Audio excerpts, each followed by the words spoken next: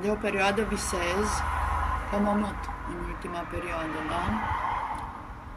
Azi dimineață, în data de 17 octombrie, m-am dus până la magazin, aici,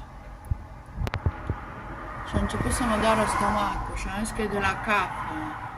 Am venit acasă, înapoi, și mi-a trecut stomacul, dar cerul îi ondulat, nu știu.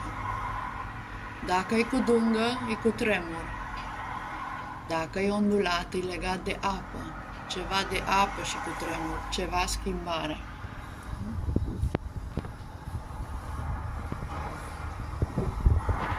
Că-l postez, că nu-l postez, nu știu.